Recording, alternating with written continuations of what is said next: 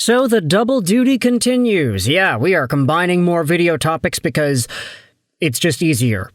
Let's just leave it at that. So the Vancouver Canucks made themselves a signing earlier this morning. So did the Red Wings. But the Red Wings actually doubled down. They made themselves another signing that is outside the realm of players that are already on the team.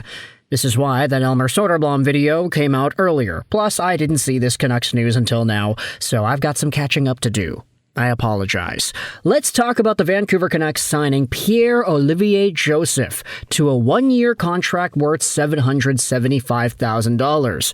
Now, the moment I saw this transaction go down, which was like 5 minutes ago, and the moment I read that it was P.O. Joseph heading over to Vancouver, I was like, okay, of course. Nothing against P.O. Joseph at all. Great player. Great guy, it seems.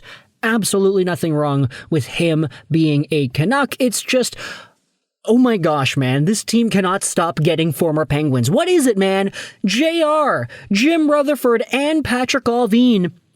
These guys are attracted to everybody who has ever donned that black and yellow, black and yellow, black and yellow. I mean, let's just go over the list here, right? So Marcus Pettersson, of course, they make that trade. O'Connor, they made the trade directly from Pittsburgh. P.O. Joseph, he had signed over today. And then you go back in the past, Danton Heinen, what's the obvious one? Teddy Bluger. There's another one in there. Casey DeSmith.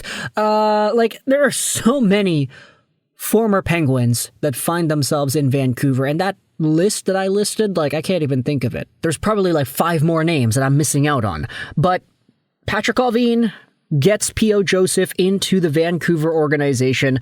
The lust for former Penguins is so strong. Another D-man in this economy? You know, that's the thing. I don't actually think that P.O. Joseph is signing on to Vancouver to be a Vancouver Canuck. At the very least, he's probably Abbotsford material, but this is what the article goes out there and says on the Canucks website. Vancouver Canucks GM Patrik Allvin announced the club has agreed to terms with P.O. Joseph on a one-year contract worth $775,000. Pierre-Olivier has good speed and mobility and will add to our depth on the back end. His addition gives us a player with solid NHL and pro hockey experience. He is comfortable playing both sides, and he won a world championship with Tyler Myers in 2023. We look forward to getting him here to start working with our group. Joseph, 26, split the 24-25 season between the Blues and the Penguins, appearing in 23 games for St. Louis, collecting 2 assists and 23 penalty minutes, and 24 games for the Penguins, registering 1 assist and 22 penalty minutes.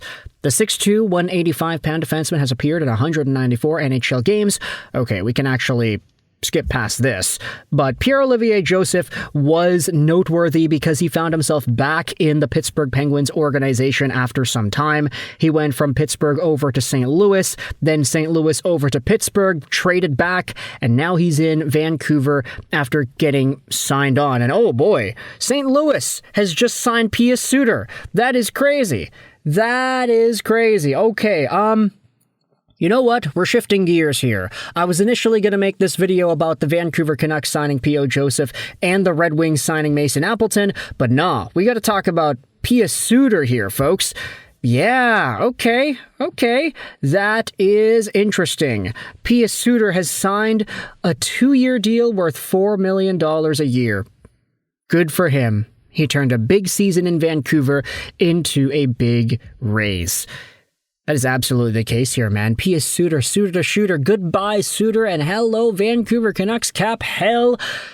Let's get back over to Pierre-Olivier Joseph. So previously he had 1 point in 24 games with the Penguins, 2 points in 23 games with the Blues, 3 points in 47 games this previous year. He had 11 points in 52 games the year before that. So I think there's a lot of untapped potential here, but I honestly don't see a role for Joseph in the Canucks blue line if you were to go Hughes Hronek, Marcus Pettersson, Elias Pettersson, Myers, and then you wanted to fill out that last spot with a Mancini or a Villander. Add P.O. Joseph into the mix, and that's 8 guys.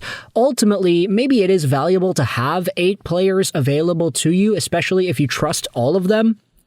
But I just don't really see a path where Pierre-Olivier Joseph is going to be given enough playing time to fully warrant this contract being handed out. But then again, it's $775,000. It's not a lot. I would assume it's two-way just because of the dollar amount. So if there is an opportunity for this 26-year-old to get sent down to the AHL, that also seems like it might be a valuable option too. But let's shift gears a little bit and start talking about the other name that was signed in this little timeline here. A Vancouver Canucks related name. No, not Mason Appleton. We'll just make a separate video about that. But Pius Suter, 2 years, $4 million a season with the St. Louis Blues. This is perfectly fine for St. Louis. They just traded away Zach Bolduc. They needed another center to come in there. Suter to shooter is not necessarily going to provide the same snarl, maybe not even the same offensive pizzazz that Bolduc did. And I only say that knowing that Suter had 20 goals this year, just because I'm not entirely sure that Pius Suter is a consistent 20-goal caliber guy now. Like, he had this crazy year. He totally overproduced, 46 points in 81 games played, 25 goals and 21 assists. He was playing first-line minutes for the Vancouver Canucks when Elias Pettersson was out with injury and when Filip Chytil was out with a concussion. And he stepped up to the task. Pius Suter totally got the money that he deserves based off of the performance he had displayed. The only question is, that little stint where everything that he was shooting at the net was going in, is that really Pius Suter, or is that just a hot streak where his shooting percentage went ballistic, over the wall, bananas good? Is he that player for 82 games? I don't know. Is he a first-line, 24 minutes a night guy in 82 games? I would probably say not. Pius Suter started out the year getting 12, 10, 13 minutes a night. He ended the year with 22 minutes on average. This guy was a total monster for Vancouver because the Canucks had no other options. So now he's heading over to St. Louis. There have already been discussions about centers and all that swapping around. Jordan Kyrou almost got moved at the last second to Montreal, but his no-move protection was able to kick in right when the buzzer hit. And with Bolduc leaving that St. Louis squad, you need another center position to be filled, so Pius Suter can do just that. He's a very versatile name. He can play first-line left wing, he can play third-line center, he can play first-line center, really. I don't know if he is a first-line center caliber player, but he did not look out of place too badly when he was doing that in Vancouver. And a lot of that has to do with the fact that he was scoring goals at a crazy clip. I don't think it's possible for him to do the same thing next year, but if he does go over to St. Louis and pots like 15 goals a season, I think that's very reasonable. If the Blues are paying him to be a 25-goal guy every single year, I think you might be a little bit disappointed, but for $4 million in a rising cap environment, it's actually not that bad. Pius Suter's getting paid accordingly, according to the value that he had displayed last year. It was just a little bit too high out of the Vancouver Canucks price range, and I'm super happy for Suter to shooter to be able to get this contract and to find himself a new NHL home where he will be entrusted with more minutes normally.